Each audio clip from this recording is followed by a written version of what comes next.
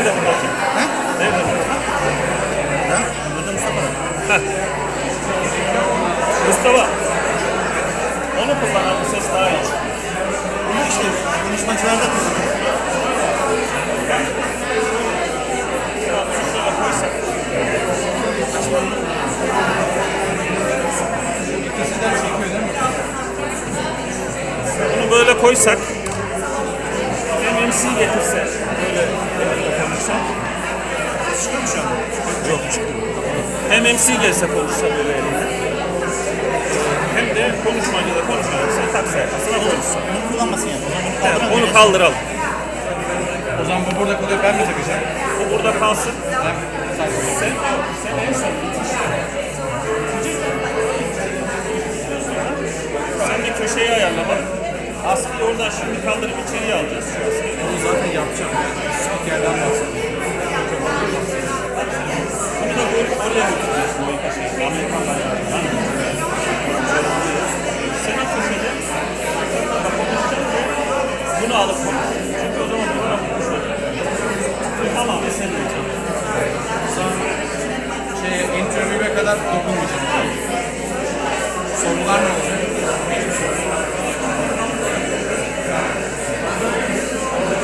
Size Hamza gelecek. Nerede?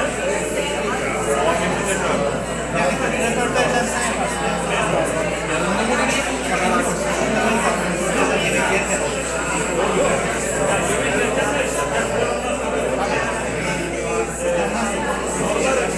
Soruları testi yap.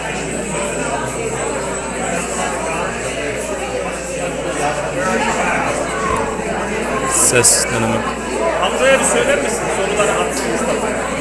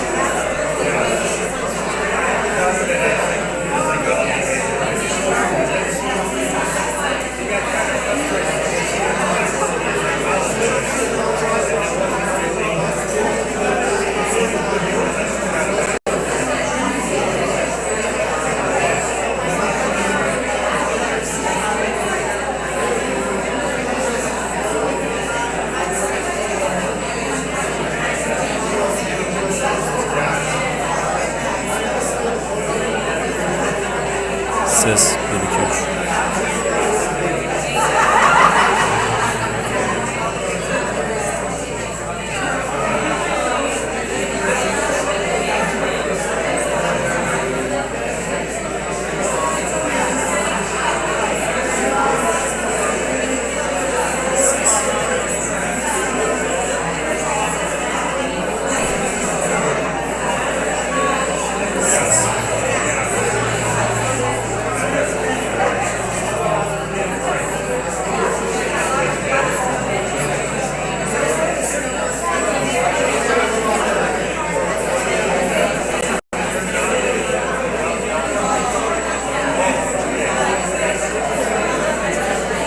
Ses 1 2 3.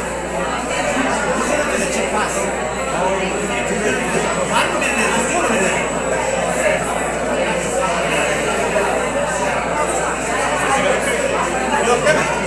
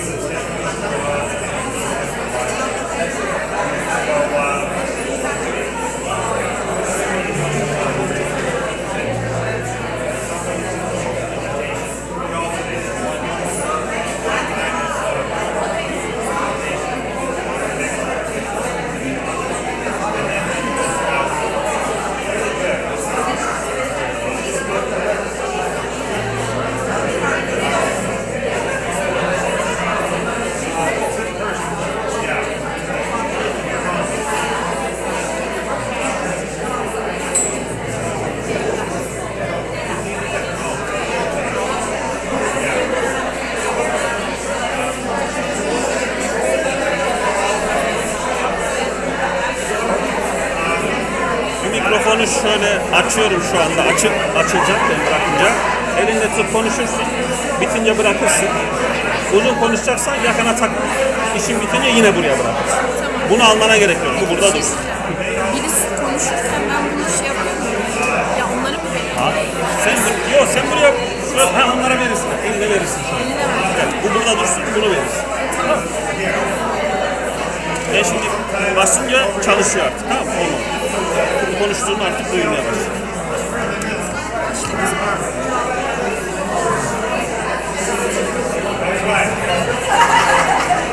Hello everyone.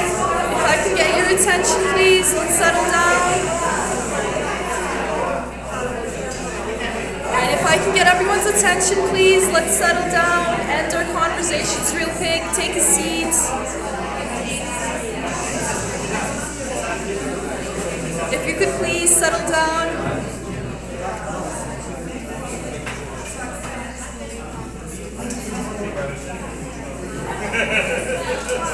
All right.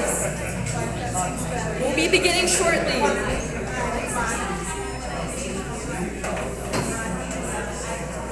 Okay, if I can have everyone's attention, we'll continue talking later on, I promise.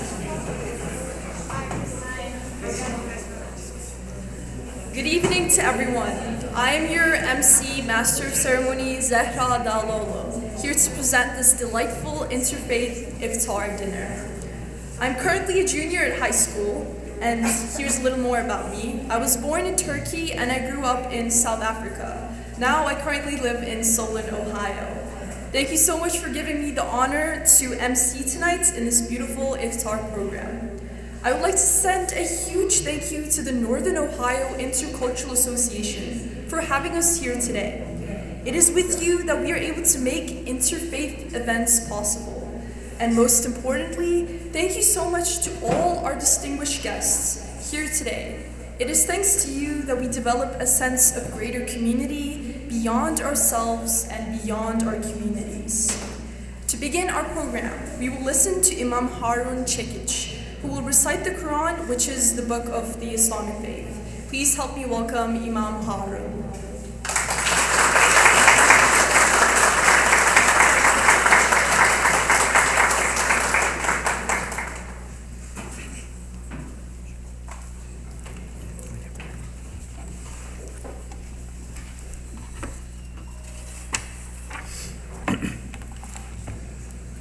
أعوذ بالله من الشيطان الرجيم.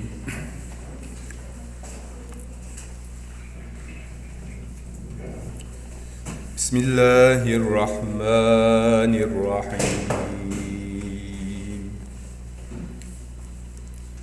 يا أيها الذين آمنوا كتب عليكم الصيام كما كتب على الذين من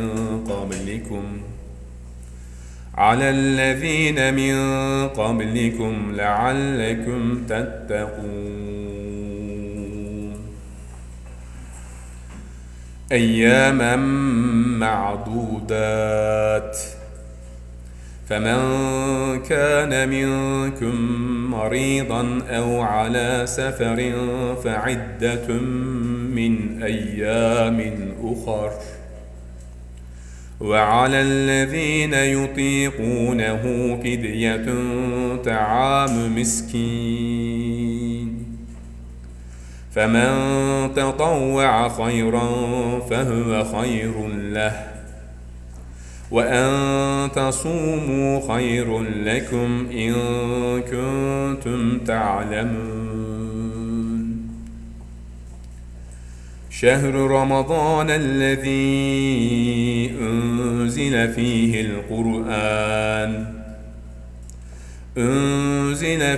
القرآن هدى للناس وبينات من الهدى والفرقان، فمن شهد منكم الشهر فليصمه، ومن كان مريضا أو على سفر فعدة من أيام أخر، يريد الله بكم اليسر ولا يريد بكم العسر، ولتكملوا العدة ولتكبروا الله على ما هداكم ولعلكم تشكرون. وإذا سألك عبادي عني فإني قريب أجيب دعوة الداع إذا دعاني فليستجيبوا لي وليؤمنوا بي لعلهم يرشدون. صدق الله العظيم.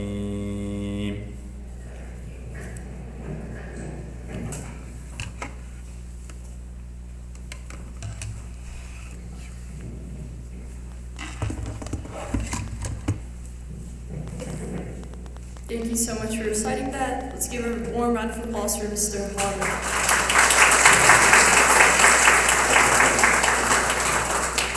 Next, interesting thing coming up. We will watch a video presentation from the Solon Police Department Chief Perkins. They have a video message for this program that they would like to share with all of us on the screen.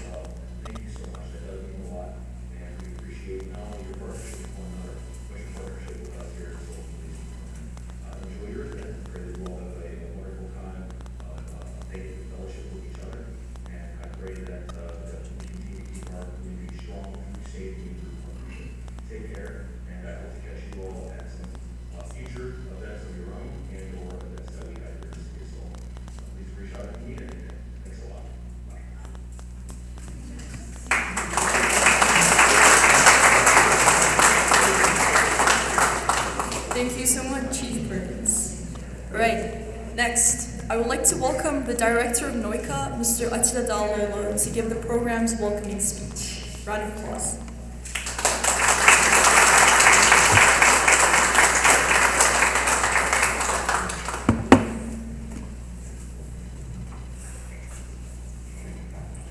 Thank you so much, Program Director. Ladies and gentlemen, Assalamu alaikum, peace and blessings be upon you, and good evening. First of all, on behalf of NOICA team, I'd like to thank you all for being here tonight and sharing your evening with us. As disunity and conflict grow and we are going through a time of wars and unfortunately sorrows around the world, gatherings like this, I believe, become more important and significant. I would like to give you a quite brief information about NOICA and what we do. But before I do, I would like to mention and thank to leaders and representatives and members of some organizations right here.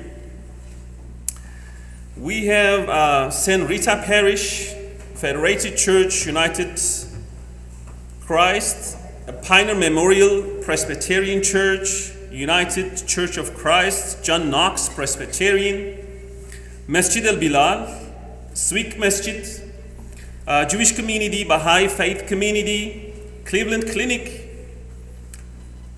Cleveland State University, John Carroll University, Horizon Schools, Lakewood City Schools, Solon High School PTA, United States Patent and Trademark Office, Avant Dance Studio, and businessmen and business owners from different companies. Thank you again for being here and part of this event. I hope that I have mentioned everybody. If I forgot, I'm sorry. But especially I want to thank our main sponsor for tonight, Mr. Adnan Chakal, the owner of Nationwide Auto, and to Sam Kanata, Jeffrey Roberts, and Ben Tweddle, and many more, in fact, that for the kind donations for tonight. But before I start to my presentation, I would like to just talk about and highlight a very serious incident. Joanne and Tim Murray supposed to be with us tonight, but unfortunately their beloved daughter Christine fell 3 days ago and then hit her head, and unfortunately that caused bleeding and swelling of the brain, and she had an operation. Thanks God that operation went well. But the family right now waiting for her to wake up. So they asked that they first let us know that they won't be able to make it for the program, but they asked me that if I can pray for them. But I said, I did pray for them, but I said, I also will let the audience know about the situation, and we will pray for Christine. That we pray that God Almighty give Christine strength, protection, and bless her with a speedy recovery, and bless every patient who is in need at this moment. So please remember her in your prayers, in your du'as, please.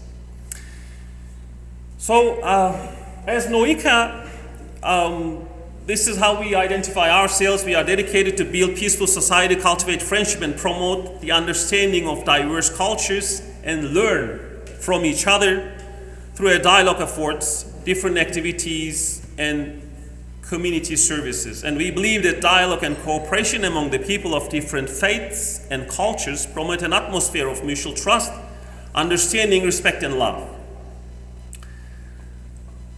From right here, I just would like to talk about some of our activities. Number one, that we do along the year, we do organize cooking classes. At this moment, we have 7 different locations, churches, synagogues, and community centers. And these are regularly happening, most of it happening for monthly base every month, especially ladies, but also men as well, that are the regular participants. And it's a time for joy, cook together, share together, and spend time together, people from different faiths. Besides that, we also do Ramadan Iftar dinners such as this one. So we also do different locations, but if you go one more, that I will give you the rundown for last year, 2025. We are still in Ramadan this year, so we don't have the exact numbers, but last year we started a table of Abraham, which that we invite people to our home.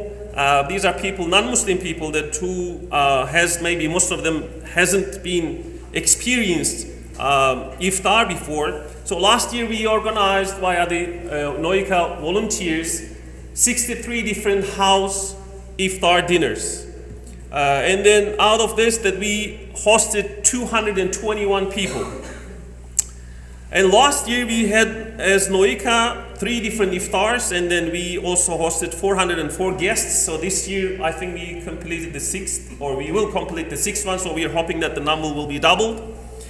We also have community center and church iftars last year, that 4 different iftars, and we also hosted 296, and altogether almost 1,000 guests that we hosted last year. And another thing that our annual event, that it's our Abrahamic dinner. So we do our best to get together every year and then invite representatives and scholars from 3 different religions, Islam, Christianity, and Judaism. And then we talk about different topics. The year before it was on TV, that Lion Bib interviewed us because of that occasion. And then last year it was on live at our YouTube channel, and we had over 2,000 views. So we are quite proud of that. Hopefully that this year we will achieve better numbers. These are just giving small light to community, to humanity, to show that we can get together and we can share in peace and harmony. And we also have mosque visits, that we have different occasions, and then the most popular one is morning prayer breakfasts, that we try our best to prepare Mediterranean Turkish type of breakfast at different mosques. We are actively running this at 3 different mosques in Cleveland area. We have Thanksgiving dinners that we had every year during Thanksgiving to make sure that we appreciate what we have. We have dialogue picnics that every year we also get together, especially by the end of summer. This is our very important thing, that we are trying our best to take care of youth, or give them a guidance and give them a leadership, and then teach them that we should be in dialogue, build peace, and work together. We have right now at this moment 150 different youth that we are almost weekly basis. We get together from university, in fact from age of 3 to age of 30. We have also a few university students that we accommodate some scholarships for them and make sure that they do well. We also pay visits with them. Besides that, yes, it's part of it, you're right, that we do also few times in a year, we make sure that we visit capital, and then we share our thoughts with our representatives from different parties, and we also share our concerns with them. We also get together with local leaders. We seek for partnerships, and then we also share our thoughts with them. And then next slide, yes, we also visit our police department and our fire department, and then we are trying our best to be active on art. So we really appreciate Mosaic Art Studio for partnering with us, and then they are doing a great job. And then I'm sure that if any of you are participant of that everybody gives a quite well feedback. And then I think lastly, we get together with youth. Also, we make sure to visit them at universities University of Akron, Kent, and all different universities via university clubs, and we try our best to also give them a guidance and share our views with them. So this is what we are trying to do, and then it's happening always because of your support. So thank you for being here, and thank you again for being here, and then I hope you enjoy the program. Thank you so much.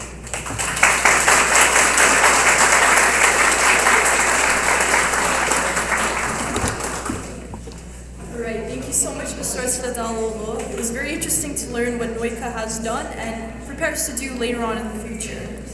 Now, we will watch a short video about Ramadan made by NOICA, highlighting its spiritual and communal importance and one's position in it. There are obstacles we can see and obstacles we can't. Some are forged in iron, ceilings and fences, the weight of domination. Others are quieter, habits we normalize, distractions we excuse, desires that pull us by the ankle and call it freedom. But every so often, history and the human heart reaches a turning point. A moment that asks, will you remain as you are, or will you become? 250 years ago, this country stood at a threshold. The American story is complex and unfinished, but one chapter is unmistakable. A people refusing to remain a colony, refusing to let their future be authored elsewhere. To break away from colonization was not merely to change a flag. It was to declare something deeper, that a community can take responsibility for its direction, its ideals, its destiny.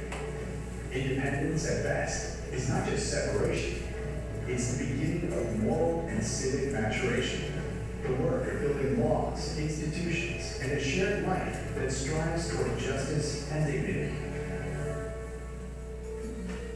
Ramadan arrives each year with a different kind of separation. A separation from what should not rule within us. Not with cannons, not with declarations, but with a simple, brave sentence spoken from the inside. No. No to the appetite that insists it must be satisfied immediately. No to the impulse that says comfort is the highest good. No to the distractions that keep us busy, but not alive. From sunrise to sundown, we step back from what is lawful and beloved. Food, drink, even small indulgences, not because the body is bad, but because the human being is meant for more than the body's demands. Fasting is not punishment, it is training. A reset of the will, a loosening of the world's grip, a chance to break chains we forgot were what holds us back. And something surprising happens in that emptiness. The heart grows louder. The conscience becomes clearer.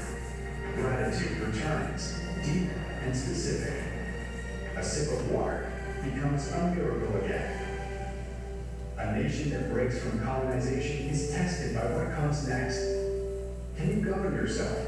Can you protect the vulnerable? Can you build something worthy of the sacrifice? In the same way, Ramadan teaches that real freedom is not doing whatever we want. It's becoming the kind of person who isn't owned by every want. It's the freedom to pause before reacting, to choose patience over ego, to return generosity to the center of life, to remember the hungry, not as an idea, but as a responsibility. This is how transformation begins, not by escaping the world, but by no longer being bound with it. As America marks 250 years since the pursuit of self-determination, Ramadan reminds us that the most important independence is also the most personal. The liberation of the soul from what diminishes it. May this month be a season of becoming, a time to rise above what weighs us down, to strengthen our character, to deepen our compassion, and to step into a more profound kind of freedom.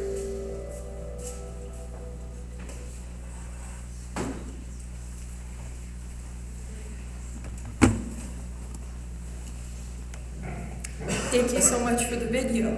The connection between the American Declaration of Independence and Ramadan is an incredible perspective that eases our understanding of what Ramadan is truly about.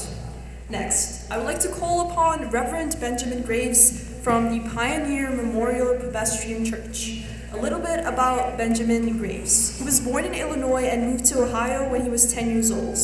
He grew up surrounded by the Kent Presbyterian Church, and in college he pursued ministry and later went back to continue seminary. There he attended the Pittsburgh Theological Seminar, where he focused his studies on pastoral theology.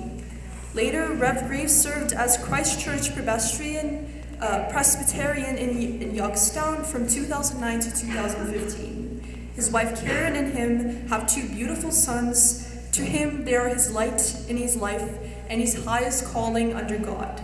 Please help me welcome Reverend Graves.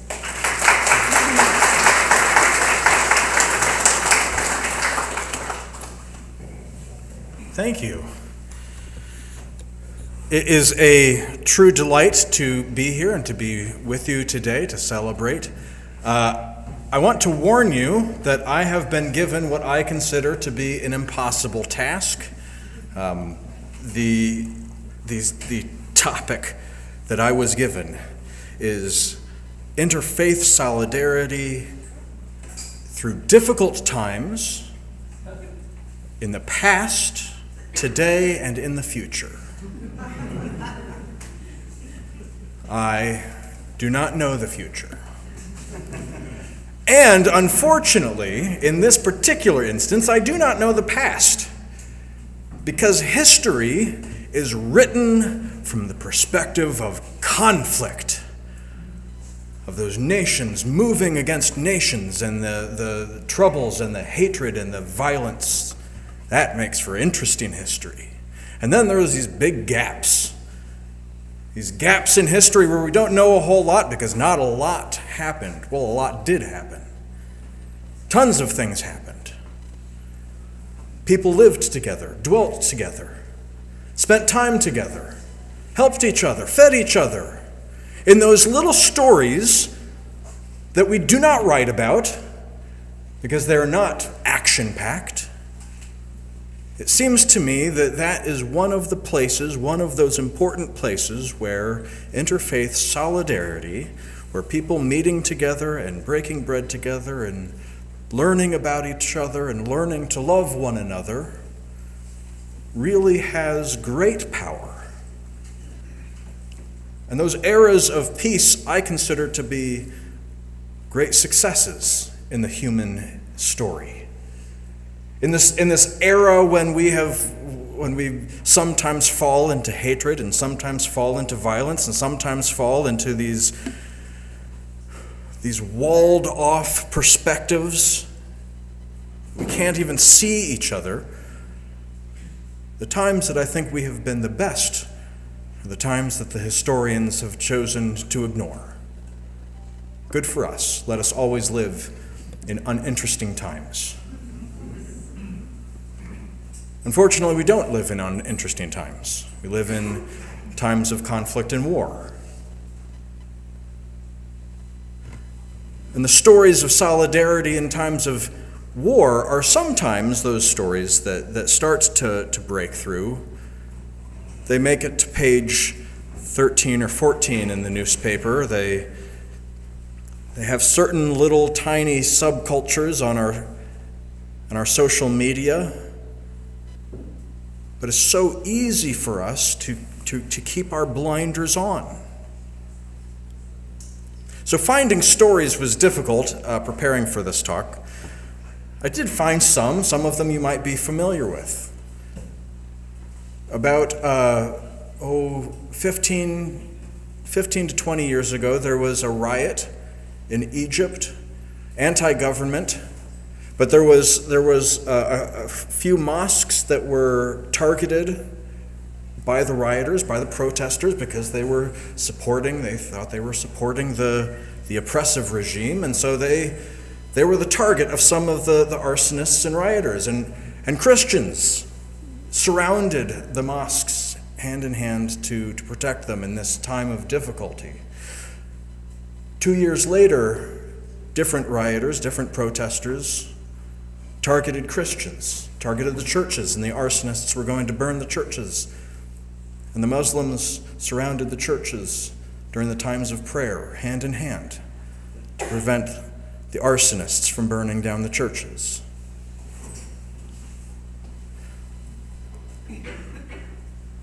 These are the stories of why it is important that we get together. Hatred comes in so many forms, and it springs up in so many places. We need to help each other because there are people in the world that are hateful, people in the world that are greedy and want to suppress any power that might stand against them, that might speak of peace, that might speak of love, because love, my gosh, that frees us from enslavement. You cannot enslave somebody that you love. And so there's, it appears out in the world. And so people of faith, people that believe in God, that try to follow God in truth throughout their entire, study the entire religion, see how God has worked in so many different ways throughout their scriptures. And I know that God has worked in many, many different ways, in the Quran, in the Bible, through the Hebrew scriptures and the Christian scriptures. There are amazing and diverse ways that our God is able to move and work and speak. We find hatred in our own communities, amongst our neighbors, amongst people in our church or in our own mosque. It can creep up. It can arise. I'm a pastor. I have conversations with my parishioners. I can see sometimes the spark of hatred, of ignorance. And so it is important that I am here, that I am standing here in a space and in a celebration that is not Christian, so that the people in my community where hatred might be arising can see, okay, well, I guess that's not what we're doing. We're not going to be hateful. And hopefully that means that we can put down that hate, lay it aside, repent of it.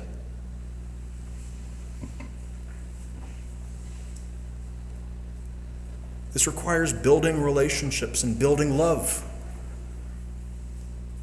I've learned to love Islam, and I'm growing in my knowledge of it. I don't know enough yet. I'm growing in my understanding. There are times that I am shocked and surprised about the similarities, about some of the places where we come together. And I celebrate those things, and I'm happy about those things, and I can rejoice with my Muslim brothers and sisters about those things. And then I find other places where the theology diverges, and there's things that we believe as Christians that Muslims do not believe. Muslims believe some things that Christians don't believe.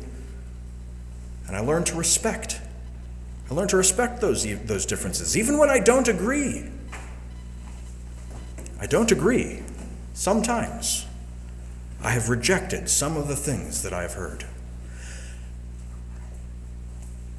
Which means that sometimes,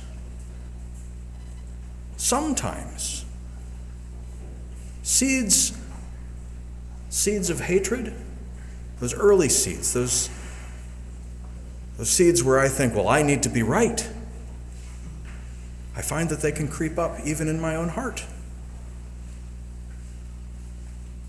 If we don't recognize that hatred can start right in here, then we're fooling ourselves.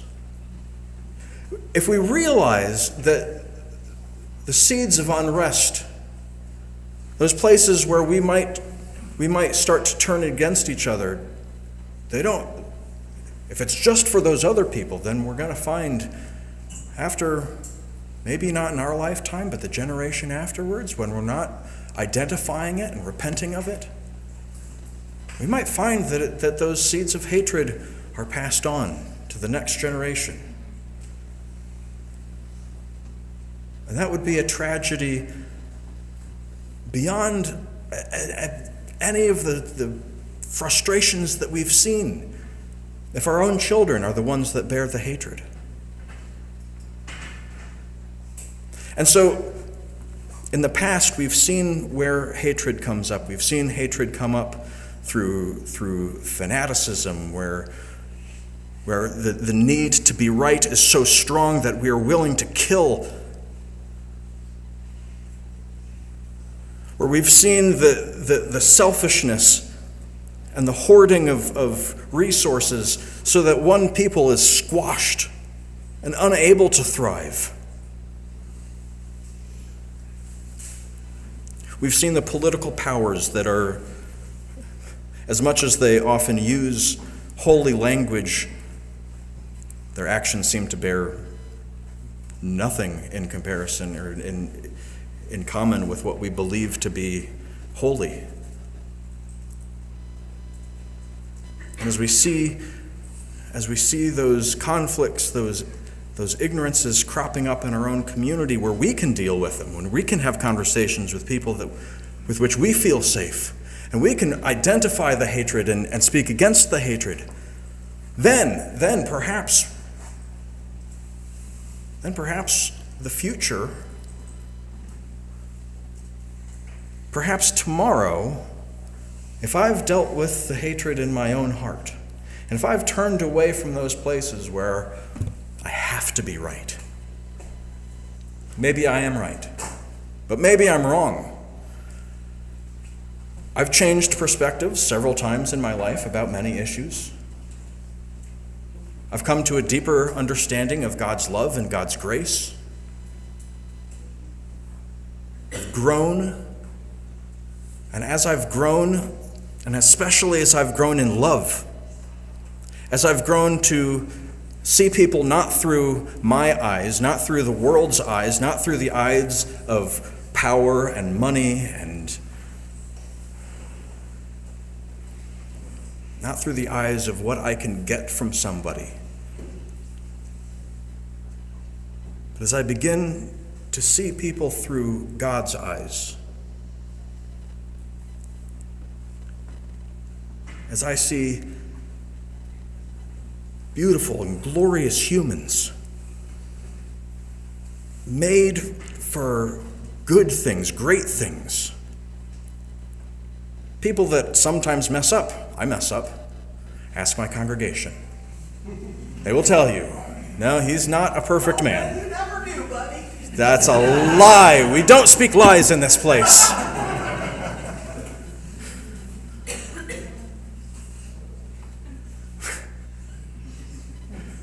I see sinners. I'm a sinner. People in desperate need of grace, in desperate need of love, sometimes in desperate need of food. And so we give grace, we give love, we give food, because that's what I have been, that's what I have to give. I can always give love. I can always give love because I've been loved by the one who has no end to love. There is an infinite store of love in the Almighty. And if I have been loved by the one that has no end to the storehouse of love, then I can love. I don't need to judge. It's not up to me. It's not my place. I'm pretty sure in every religion, the place of judgment is not with us. Every religion that I'm aware of, the place of judgment is far, far above us. So who am I to play God? Who am I to judge my brother or sister? My job's to love. To love as the one who loves all of us loves. And perhaps if my congregation and my children and the people that I meet day to day, if they get a sense of that love and they can give thanks for it, and they can turn to the one that loved first, Then tomorrow, some of us will be Muslims, some of us will be Christians, but we will live in peace. We will live in relationship. We will live in love.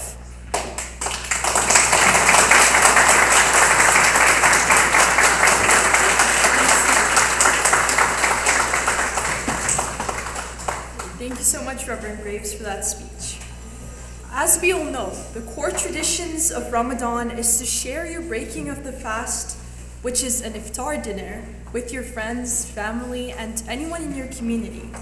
It is said that the more the people, the merrier the iftar.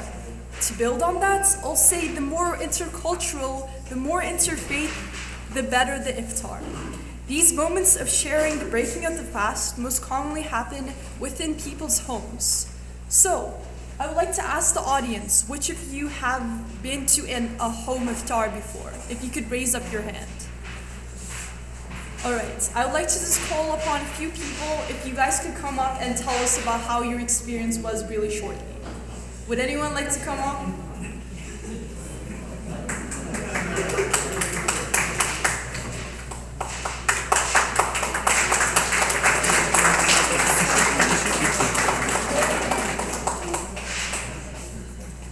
Hi, my name is Ruth Twaddell, I'm a member of the Baha'i Faith, and I am so lucky to have had an Iftar dinner at the home of Attila and Adile. And their hospitality and delicious food and warmth and friendship are so meaningful to us, and I thank them so much. And I'm not going to say anything else because I know it's almost sundown.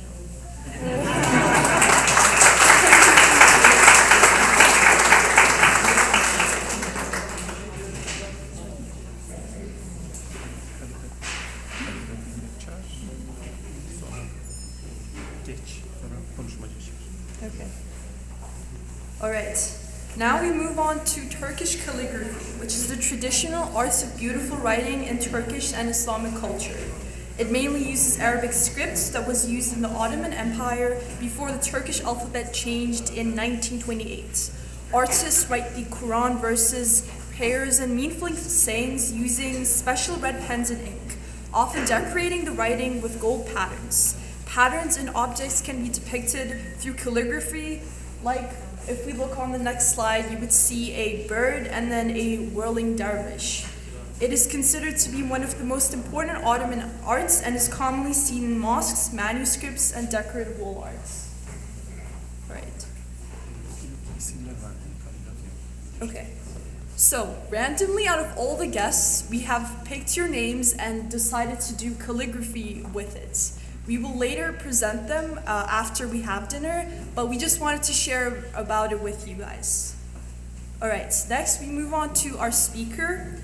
We have Imam Harun Çekiç, who just read the Quran a few moments ago, and he is the CEO of NOICA and currently serves as a chaplain at Cleveland Clinic. Please help me welcome Imam Harun.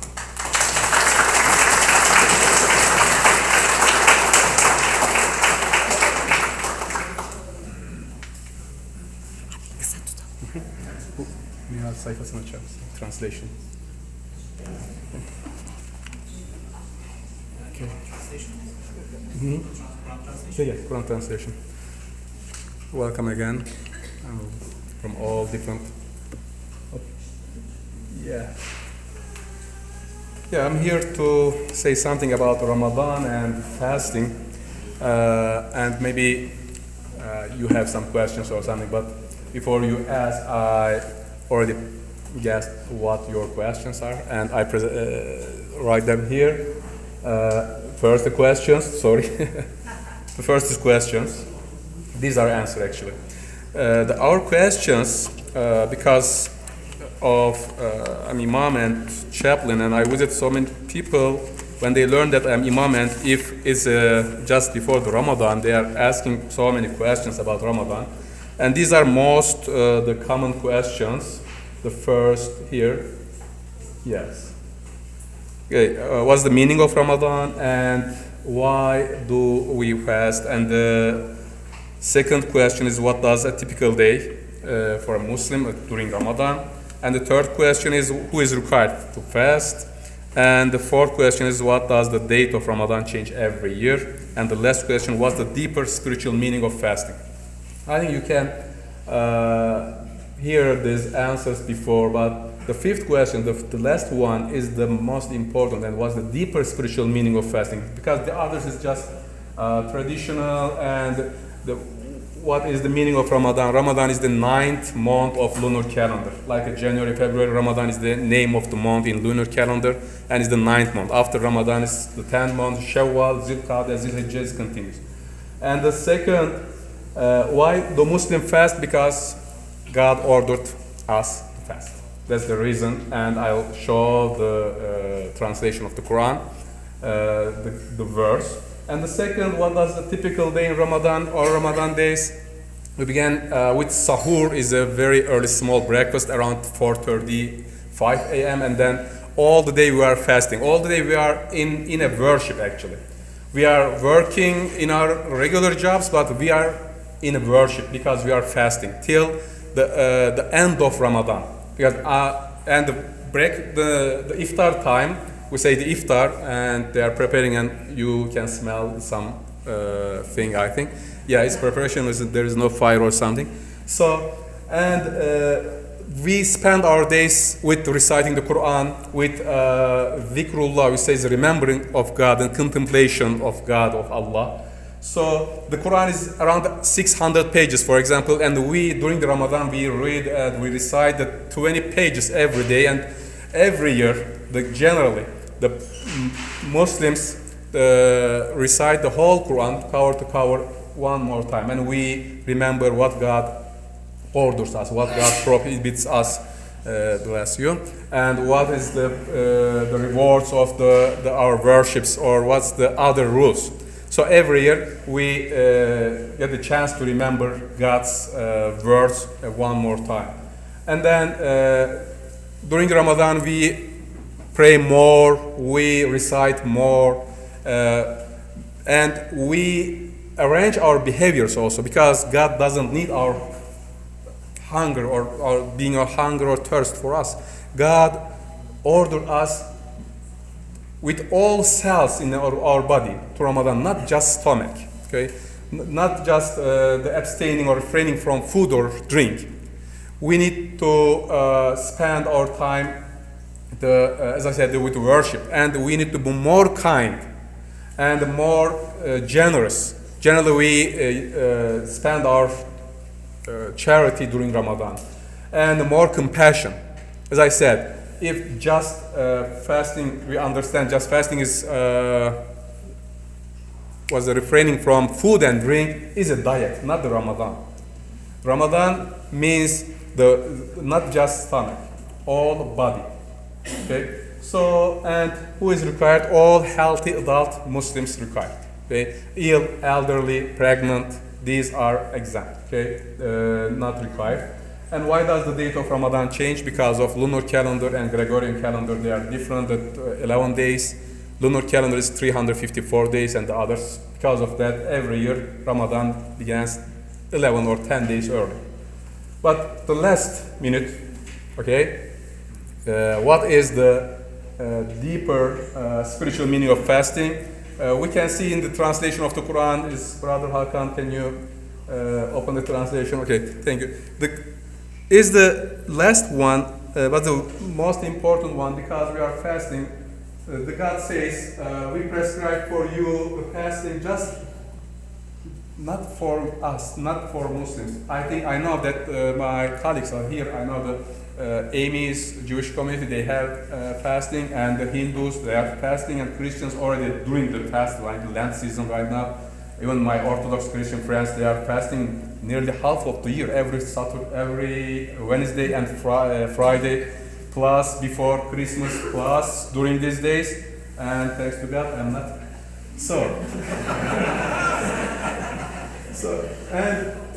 But because fast represents number of days, just 30 days or 29 some years. And we are fasting because in the first verse says, mindful of Allah, you will become mindful of Allah. This is the reason of fasting. We need to increase our awareness about God, about Allah, about people, about humanity, about peace. This is the reason of fasting. not the food or not the being hungry. And there are so many things should I tell because I'm imam, but I would like to finish here, Brother Masur. Okay, and because I think after me the calligraphy. Ezan. Oh, Ezan, and then calligraphies. Okay, okay. Thank you for Ezan is not me. For Ezan is brother. Okay, thank you again.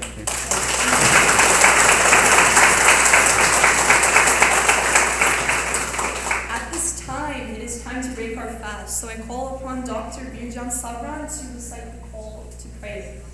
And then we break it usually with dates. Thank you.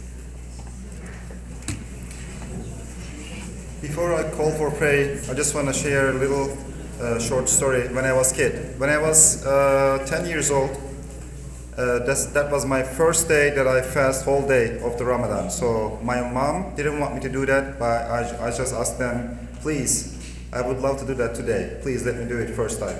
And then she said, okay, could you be able to do that? And I said, I think I can do it. Then I promised her, then I said, I'm going to not consume my energy whole day. I will be very careful on that.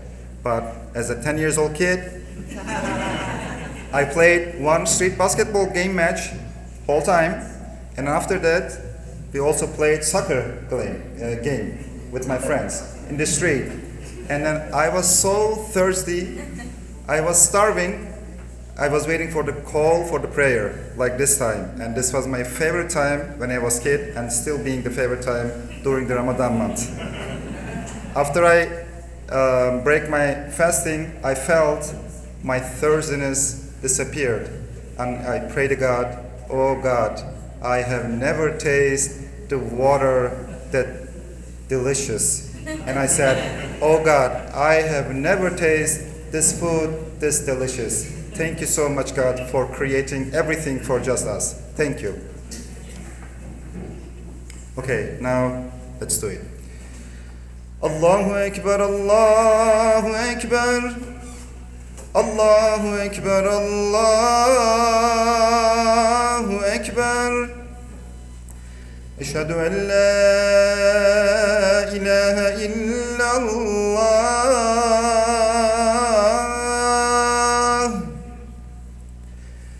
أشهد أن لا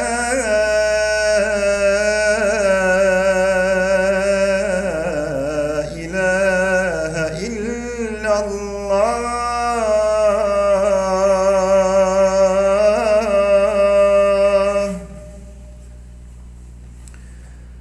أشهد أن محمدا رسول الله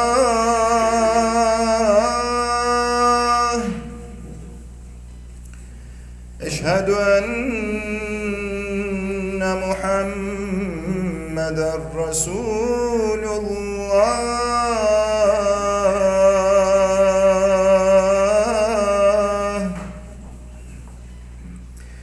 حي على الصلاة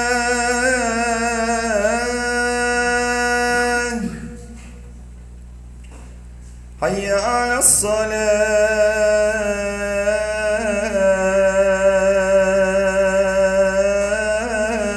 الصلاة حي على الفلاح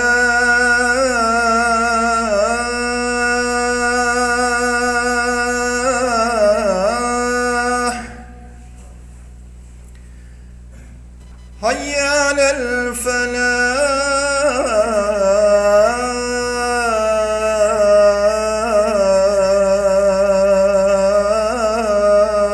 الفلاح الله أكبر الله أكبر لا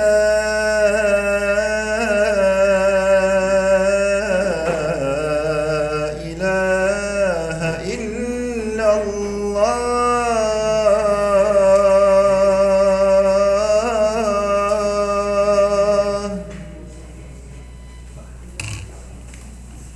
Thank you.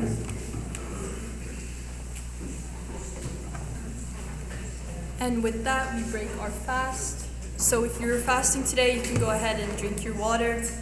Before we get food, we have a quick showcase of our calligraphy. So I'd like to call upon the people that are going to do the calligraphy. I think they'll be here now.